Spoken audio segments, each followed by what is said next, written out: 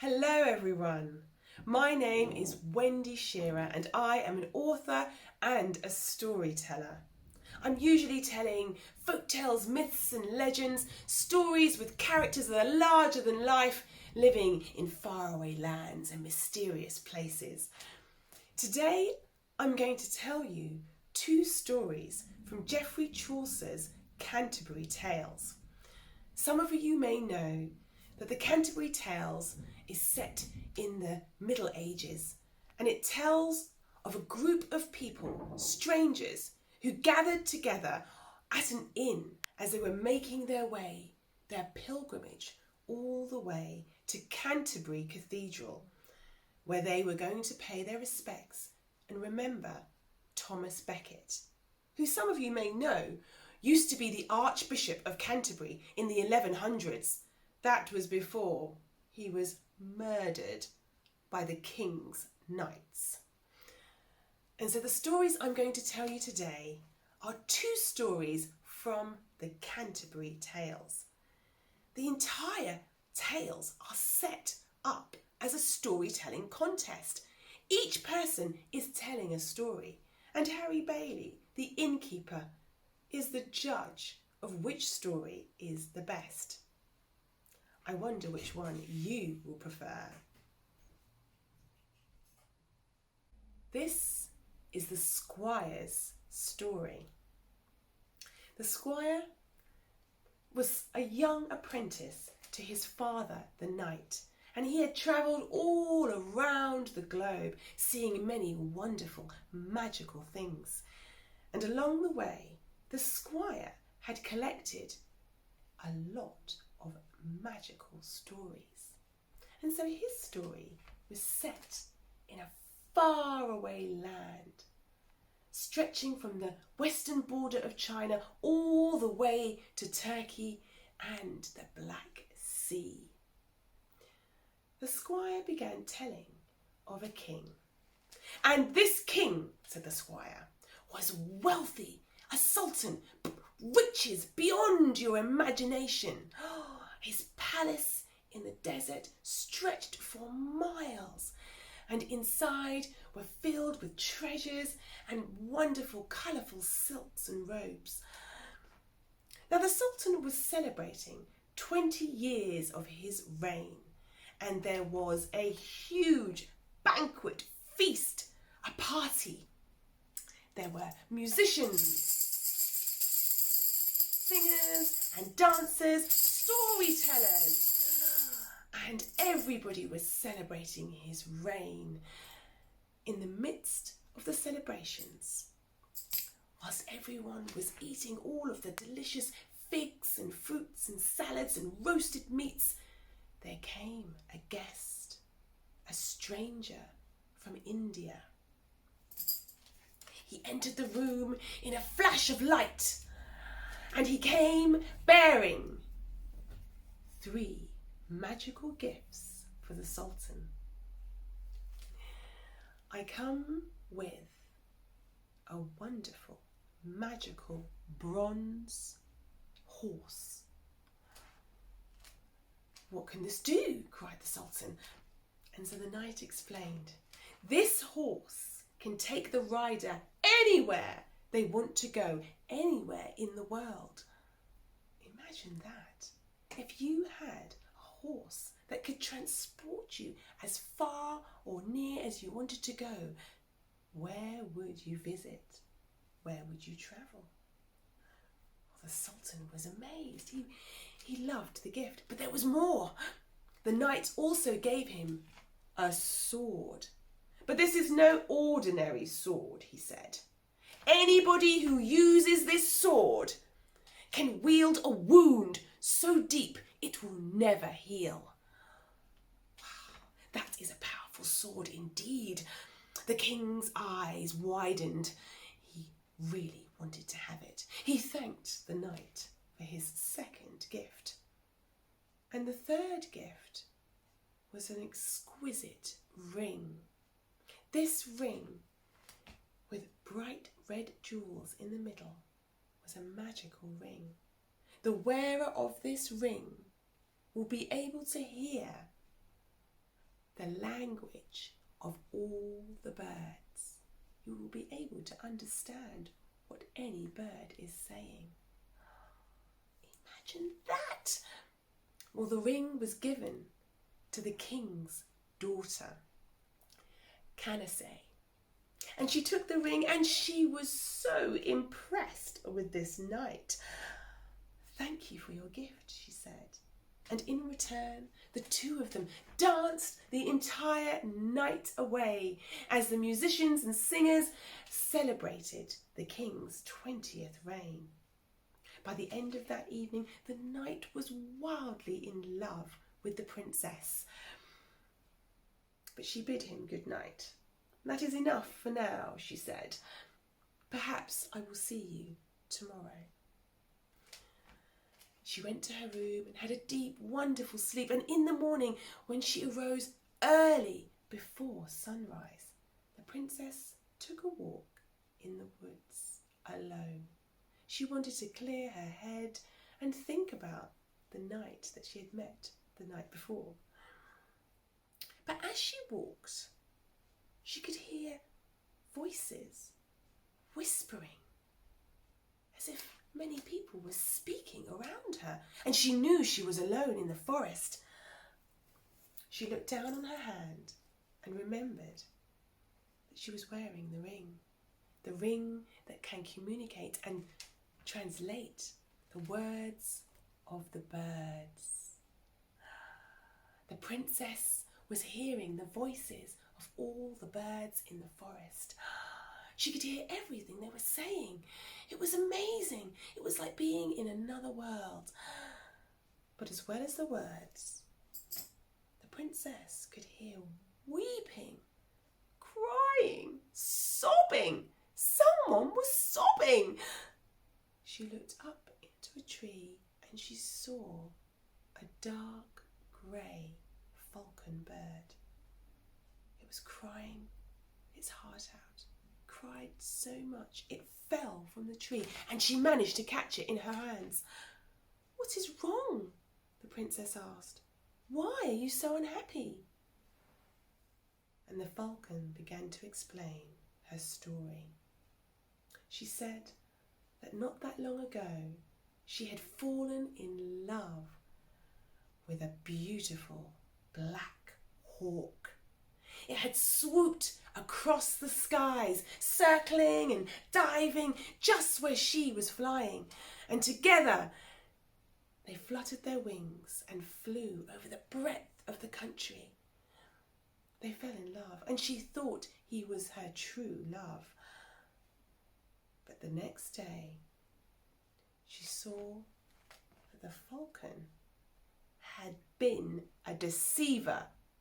He had fallen instead in love with a peregrine bird. He'd left her, deceived her, robbed her of her heart. And so now she lay weeping in the tree, heartbroken. Well, the princess understood her story and understood why she was so devastated. She could hear and understand every single word that the bird said. "Do not worry," said the princess. "I will take you home and nurse you back to health." And so Candace went back to her palace, the kingdom. She looked after the bird, and later that evening, the knight, the guest from India, came to ask for her hand in marriage. "I would lay down my life for you," he said, "and together we can rule your father's kingdom." But Candace had been so upset by the bird's story, she couldn't bear to think of giving herself to anyone. "I have learnt today," she said, "that no man is worthy of my love. I will trust no one." And so her answer was no. The knight was so upset. "How can I prove myself to you?" he cried. But the princess would have nothing of it. And so he went to the king. But if his daughter was not interested, neither was he. The squire continued with his story, but he got interrupted just as everyone was hanging on his last word. They wanted to know what happened to the princess. What did the knight do? Did he somehow manage to prove himself? What did the king do? But the squire was unable to finish his story that day. Sadly, someone else took over. But that is where we shall leave the squire's tale today. And maybe you can think of a good ending. This is the wife of Bath's tale. The wife of Bath was a widow. She had been married 5 times before. And as she rode with the other pilgrims making their way to Canterbury Cathedral, she decided to tell the story of a knight who was about to be beheaded. "Do you remember the days," said the wife of Bath, "when everybody just spoke of love, only when they were with their friends? The knights of Sir Arthur's Round Table would sit down and debate about love. They would talk of all the women that they had rescued, all of the loves. And the women, when they were by themselves, would embroider tokens of love, little treasures to remember their love. But whenever men and women got together, they did not speak about love. They spoke about the weather. It was always conversations like, 'Oh, look how blue the sky is. Oh, how warm it is today. Oh, how hot it was this afternoon.' And so here it was that one of the knights of King Arthur's table at Camelot had been accused of not talking about the weather. He had been accused of kissing on the cheek a woman that he loved. Scandalous! And so here he was, on his knees, with his neck laid bare. Arthur was ready with his sword to chop his head off. And just as it was about to strike, the knight, whose name is Sir Salvio, looked up and said, What did I do wrong?" And King Arthur's wife, Queen Guinevere, explained, "You did not talk about the weather." "Oh," said Sir Salvio, "I will never understand what women really want."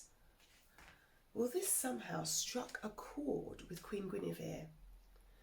"Perhaps there is a way to save your life," she said, "if you can answer this one riddle." King Arthur was a little bit impatient now. He was ready to chop off this knight's head. He sat down and waited to hear what the riddle was. And the poor knight, who was just about to be killed, held his breath. He had a hope. "What is it, Queen Guinevere? Tell me, what is the riddle?" "Answer this," she said. "Seeing as you seek to understand what women want, I want you to tell me, what is it that we most desire? What is it that women really want?" That is a riddle indeed. Well, the knight was going to take his chances. He thanked the king and the queen, got onto his horse and rode off around the country to find the answer. He went to the north, he went to the south, he went to the west, he went to the east. And everywhere he saw men and women. He saw women dancing in the fields. He saw nuns praying in their church. He asked everyone, "What is it that women most desire?" And everyone came up with a different answer. Some people said, "Oh, we desire love." Someone else said, "We desire money." And someone else said, "We desire beauty." With all of these different answers, the knight did not know what to do. He decided to get back on his horse and travel even further. He left the country. He galloped at top speed and went into a distant land. And there he found women that were having the most outrageous time. They were dancing, singing, entertaining themselves and excited for every day. "What is it that most women want? What do you desire?" cried out Sir Salvio the knight. And they answered, "Why, it is fun, of course." That was a new answer. And so the knight returned back to King Arthur and Queen Guinevere. Oh, he was so downhearted. He really didn't know if he had any possible answers at all. But he had to return, he had to go. Otherwise, he would be shamed for being a coward. He had been given 1 year and a day to answer the riddle, and now his time was up. As he approached the castle, downhearted and regretting all the time he'd wasted, he saw an old woman sitting by the roadside. She scowled and laughed. "I know the answer to your riddle." "Oh, don't waste my time," said the knight. "Out of my way." He was rather rude. "I could tell you the answer and save your life if you promise to give me anything I want." Well, that made the knight stop in his tracks. "I'll give you anything. I don't care. Just tell me the answer." "It's easy," said the little old woman. "Women want to be in charge. We want to say what happens when and whenever we want. We want to have the upper hand." Well, that seemed quite easy enough. The knight was so pleased he forgot to thank the old woman. He dashed off on his horse to deliver his answer to Queen Guinevere. King Arthur was waiting with his sword. He felt sure that Sir Salvio would not have the answer at all. "Come, come," said the Queen. "Tell me, what is it that women most desire?" And the knight bowed his head from the waist, stood up and said, "Women desire to have the upper hand, to be the one that is in charge." All of the women in the court at Camelot gasped in surprise. Even Queen Guinevere. "What sorcery is this?" she cried. "How did you know?" "I told him," came a voice from the corner. Everyone spun around and saw the little old lady making her way into the court, ready to claim her prize. The knight, Sir Salvio, looked actually quite shamefaced. He blushed. Yes, it was the old woman who gave him the answer. "What do you want?" he said. "I want you," she said bashfully. "I want you to marry me."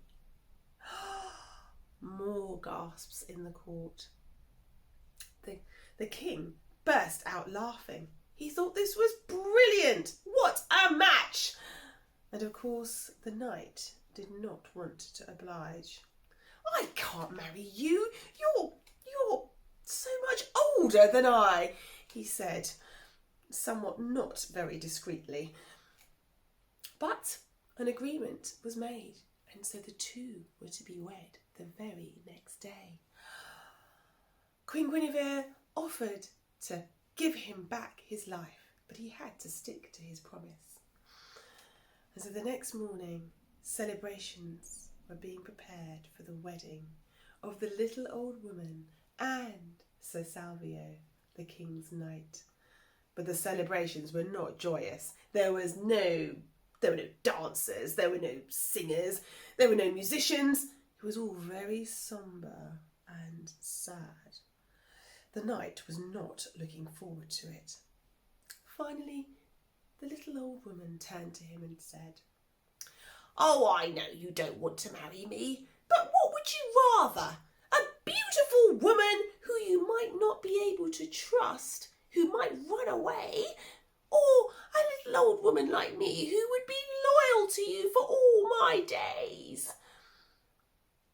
And the knight said, well, I don't know what to say. I think you would have to decide, because that is what women want. They want to have the upper hand. Tell me, what should I choose? And with that, there was a flutter of magic in the sky. She transformed before his very eyes. She was indeed a fairy. I was only putting you to the test, she said.